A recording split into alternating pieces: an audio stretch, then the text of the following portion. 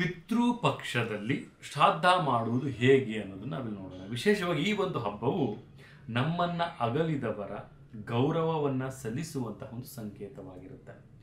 ಇದರ ಒಂದು ಪರಿಣಾಮವಾಗಿ ಈ ದಿನದಂದು ನಡೆಸುವಂತಹ ಆಚರಣೆಗಳಲ್ಲಿ ಅತ್ಯಂತ ಎಚ್ಚರಿಕೆಯಿಂದ ಮತ್ತು ಪ್ರಾಮಾಣಿಕತೆಯಿಂದ ಕೈಗೊಳ್ಳಬೇಕಾಗತ್ತೆ. ವಿಶೇಷವಾಗಿ ಈ ಒಂದು ಪೂಜೆ ವಿಧಿಗಳು ಈ ಕೆಳಗಿನಂತಿವೆ. ಏನೇನಪ್ಪ ಅಂದರೆ, ಶ್ರಾದ್ದ ಸಮಯದಲ್ಲಿ ಪೂರ್ವಜರು ಮರಣ ಹೊಂದಿದಾಗ ತಿಥಿಯಂತ ಆಚರಣೆಯನ್ನು ನಡೆಸಲಾಗುತ್ತೆ. ನಮ್ಮ ಒಂದು ಚಂದ್ರನ ಕ್ಯಾಲೆಂಡರ್ ಏನಿದೆ ಅದರ ಪ್ರಕಾರವಾಗಿ ಪೂರ್ವಜರು ಮರಣ ಹೊಂದಿದಾಗ ಅಂದರೆ ತಿಥಿಯಂತೂ ನಾವು ಅದನ್ನು ಆಚರಣೆಯನ್ನು ಮಾಡಬೇಕಾಗತ್ತೆ. ಈ ಪೂಜೆಯನ್ನು ಮಾಡುತ್ತಿರುವವರು ಬೆಳಗ್ಗೆ ಎದ್ದು ಅವರ ಸ್ನಾನವನ್ನು ಮುಗಿಸಿ ಪೂಜೆಯನ್ನು ನಿರ್ವಹಿಸುವ ಒಂದು ವ್ಯಕ್ತಿಯು ದರ್ಭ ಒಂದು ಹುಲ್ಲಿನಿಂದ ಮಾಡಿದಂಥ ಉಂಗುರವನ್ನು ಧರಿಸಬೇಕಾಗುತ್ತೆ. ಮತ್ತು ಪೂಜಾ ಸ್ಥಳದಲ್ಲಿ ಕುಳಿತುಕೊಳ್ಳಿ ಮತ್ತು ನಿಮ್ಮ ಸುತ್ತಮುತ್ತಲಿನ ಒಂದು ಪ್ರದೇಶಗಳು ಶಾಂತಿ ಮತ್ತು ಶಾಂತಿಯಾಗಿರುವಂತಹ ವಾತಾವರಣದ ಬಗ್ಗೆ ತಾವು ಖಚಿತವನ್ನು ಪಡಿಸ್ಕೊಳ್ಬೇಕಾಗತ್ತೆ.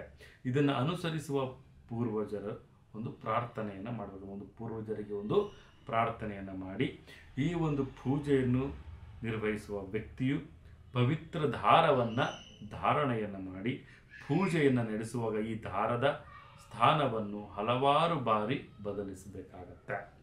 ಎರಡೂ ಕೈಗಳಿಗೆ ನೀರನ್ನು ತೆಗೆದುಕೊಂಡು ನಿಧಾನವಾಗಿ ಬಿಡುವಂತಹ ಪಿಂಡದಾನವನ್ನು ಮಾಡಬೇಕಾಗತ್ತೆ.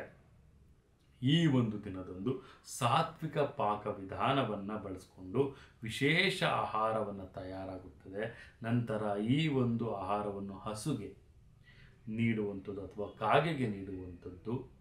ಅದನ್ನು ಹಸು ಅಥವಾ ಕಾಗೆ ಆ ಒಂದು ಆಹಾರವನ್ನು ತಿಂತಾ ಇದ್ದಾರೆ, ನಮ್ಮ ಪೂರ್ವಜರು ಬಂದು ಆ ಒಂದು ಆಹಾರವನ್ನು ತಿನ್ನುತ್ತಿದ್ದಾರೆ ಅನ್ನುವಂಥ ಒಂದು ನಂಬಿಕೆ.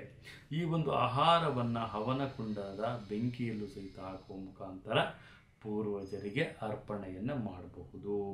ವಿಶೇಷವಾಗಿ ಬ್ರಾಹ್ಮಣರಿಗೆ ದಕ್ಷಿಣೆಯನ್ನು ಜೊತೆಗೆ ಆಹಾರವನ್ನು ಸಹಿತ ನೀಡಬಹುದಾಗುತ್ತೆ. ಪೂರ್ವಜರು ಮುಕ್ತಿ ಹೊಂದಲು ಮತ್ತು ಅವರ ಒಂದು ಆಶೀರ್ವಾದವನ್ನು ಪಡೆಯಲಿಕ್ಕೆ ಕೈ ಜೋಡಿಸಿ ಶ್ರದ್ಧಾ ಭಕ್ತಿ ಶರಣಾರ್ಥಿಯಿಂದ ನಾವಿಲ್ಲಿ ಪ್ರಾರ್ಥನೆಯನ್ನು ಮಾಡೋದು ತುಂಬಾ ಮುಖ್ಯವಾಗಿರುತ್ತೆ. ಈ ಸಮಯದಲ್ಲಿ ಮಾಡಿದಂಥ ದಾನ ಒಂದು ಕಾರ್ಯಗಳಿಗೆ ಹೆಚ್ಚಿನ ಪ್ರತಿಫಲ ದೊರೆಯುತ್ತೆ ಅನ್ನುವಂಥ ಒಂದು ನಂಬಿಕೆ ಇದೆ ಅಂತಲೂ ಸಹಿತ ನಾವಿಲ್ಲಿ ತಿಳಿಸ್ಕೊಡ್ಬೋದಾಗುತ್ತೆ.